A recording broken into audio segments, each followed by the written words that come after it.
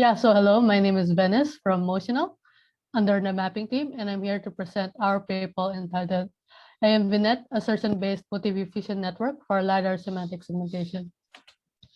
So the motivation of this paper is, while there are already several literature on LiDAR segmentation networks, such as range view network, bird's eye view networks, and voxel-based networks, we found that there is still no network that rules them all. So here's an example wherein we have two sets of point clouds, and we could see that at the first point cloud, we tried to check the performance of the range view network and the bird's eye view network.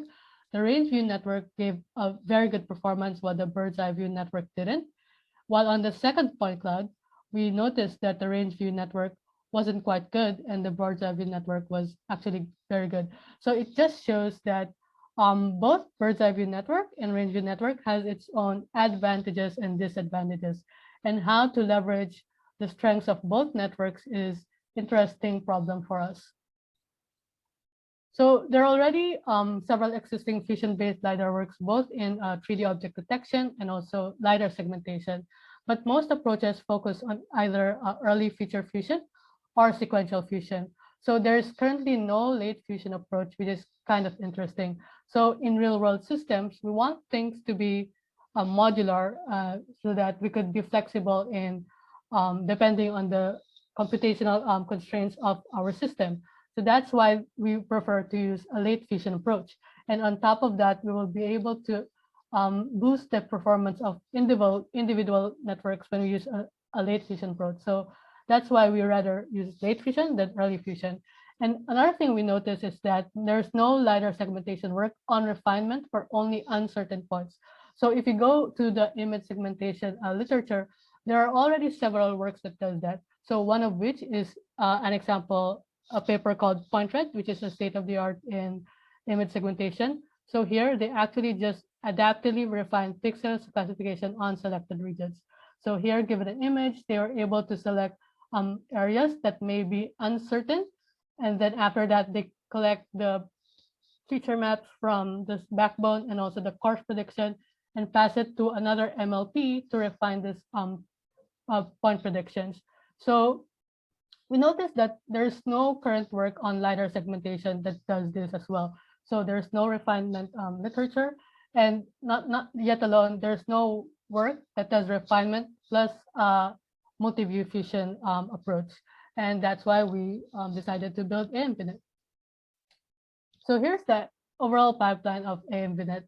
So given a raw point cloud, we pass it into two individual networks. So in our case, we use a bird's eye view network and a range view network. And from there, we were able to get the class scores for each point. And from there, we would pass it to an assertion guided sampler. So this sampler would decide whether it's certain or uncertain. If it's certain, we just assume that the label prediction is correct. If it's uncertain, then we pass it to a point head for refinement. So yeah, here's the point head, which requires neighboring point features and also the respective point features of the uncertain points. Okay, and I'll discuss these two modules in a bit later. Okay, first we discuss the block assertion-based uncertainty sampling. So a point is deemed uncertain when two networks disagree on its class predictions. So we measured it very simply. We just use a cosine similarity with a thresholding parameter. So it's quite straightforward. F would be, like, for example, the range view class score, and G would be the bird's eye view class score, and we just compare the cosine similarity, and we just threshold via value. So here's the results. Here's the grouping given a threshold of 0.85 for both semantic kitty and new scenes. And we notice that at 0.85 threshold, we are only collecting 10 to 20% of all points as uncertain.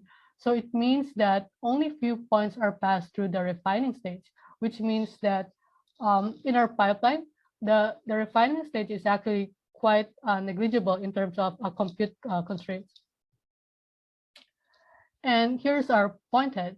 So the point head does the refinement. So it needs point features. So here we just concatenate the bird's eye view class scores, range view class scores, and also the raw point cloud information.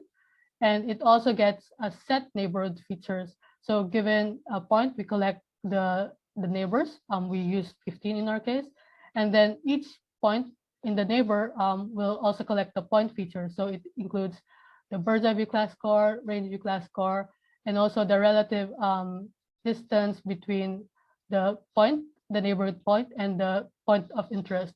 And these two features are then passed to a point head, which is a very lightweight point head. It's just a series of MLP, a max pooling, and fully connected layer. And yeah, that's where we get our refined class predictions.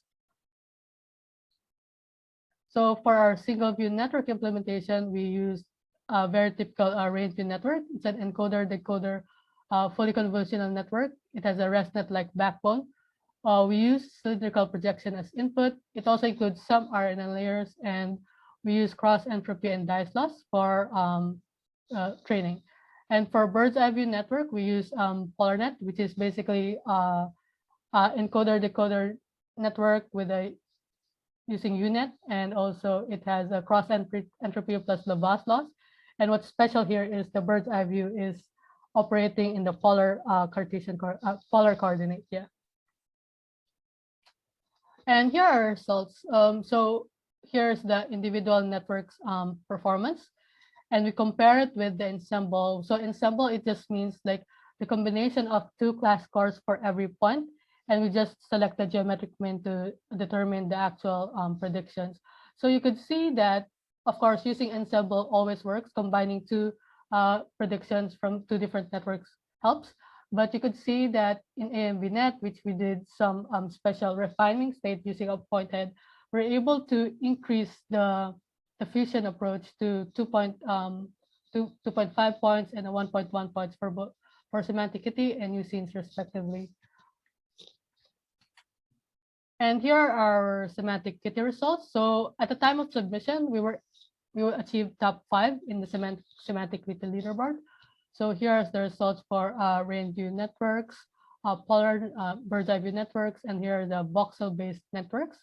And the last row would be the fusion-based.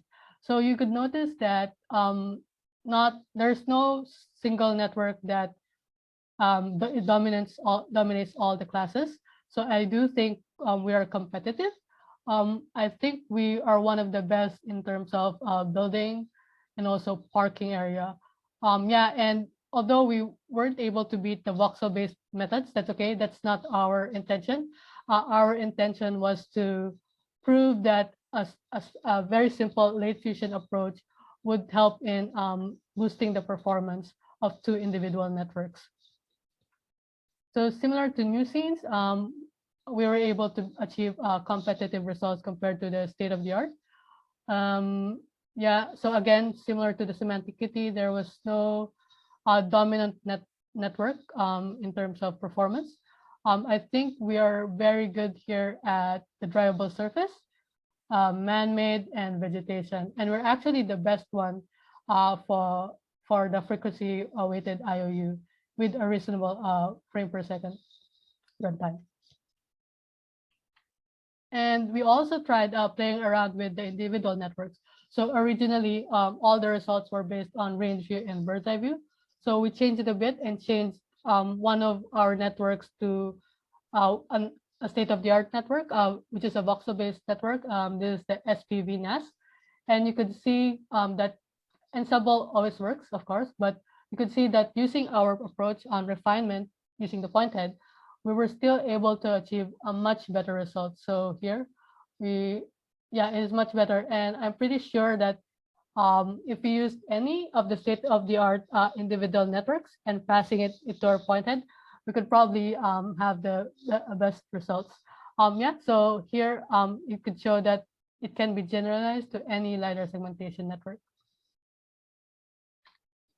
And yeah, that's it for our work. Our future work would be to add more assertions for assertion guided sampler, utilize more point features. We could use the features from the feature maps of the backbone, and then we could improve the individual networks individually, mainly because we're doing a late fusion approach. And we could even make our point head more quite sophisticated or beefier, we could design it to learn more global context and even add some transformers into it. Okay, yeah, and that's for my talk. Thank you. Do I have time for questions?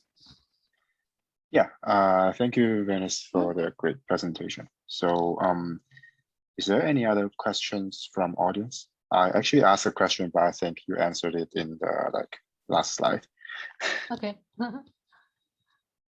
Is you. Also, Okay, I would think... just like to say, congratulations again on winning the Best Paper Award, Venice, for this paper. Oh, okay, I didn't know. Oh, really? You didn't know? It's announced Yeah. in the morning session, like the very beginning. Okay, that's good to know. Thank you for that.